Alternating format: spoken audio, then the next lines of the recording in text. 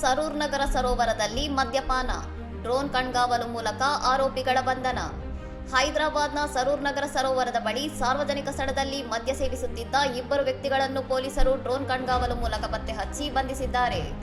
ಸರೋವರದ ಸುತ್ತಮುತ್ತಲ ಪ್ರದೇಶದಲ್ಲಿ ಡ್ರೋನ್ ಬಳಸಿ ನಿಗಾ ವಹಿಸುತ್ತಿದ್ದಾಗ ಈ ಇಬ್ಬರು ವ್ಯಕ್ತಿಗಳ ಕಾನೂನುಬಾಹಿರ ಚಟುವಟಿಕೆ ಲೈವ್ ಫೀಡ್ನಲ್ಲಿ ಸೆರೆಯಾಗಿದೆ.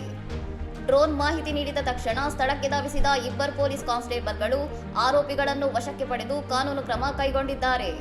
ಸಾರ್ವಜನಿಕ ಸ್ಥಳಗಳಲ್ಲಿ ಕಾನೂನುಬಾಹಿರ ಚಟುವಟಿಕೆಗಳನ್ನು ತಡೆಗಟ್ಟಲು ಮಲ್ಕಾಜ್ಗಿರಿ ಪೊಲೀಸರು ತಂತ್ರಜ್ಞಾನವನ್ನು ಪರಿಣಾಮಕಾರಿಯಾಗಿ ಬಳಸುತ್ತಿದ್ದು, ಸಾರ್ವಜನಿಕ ಸುರಕ್ಷತೆಗೆ ಹೆಚ್ಚಿನ ಆದ್ಯತೆ ನೀಡುತ್ತಿದ್ದಾರೆ.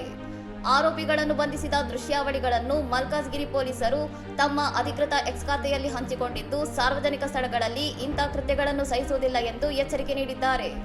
ಕಾಯ್ದೆ ಮತ್ತು ಸುವ್ಯವಸ್ಥೆಯನ್ನು ಕಾಪಾಡಲು ಇಂತಹ ಡ್ರೋನ್ ಮೇಲ್ವಿಚಾರಣೆಯನ್ನು ಭವಿಷ್ಯದಲ್ಲಿಯೂ ಮುಂದುವರಿಸಲಾಗುವುದು ಎಂದು ಹಿರಿಯ ಅಧಿಕಾರಿಗಳು ತಿಳಿಸಿದ್ದಾರೆ. ಇನ್ನಷ್ಟು ಸುದ್ದಿಗಳಿಗಾಗಿ ನೋಡ್ತಾ ಇರಿ ಸೌರಂ ಟಿವಿ.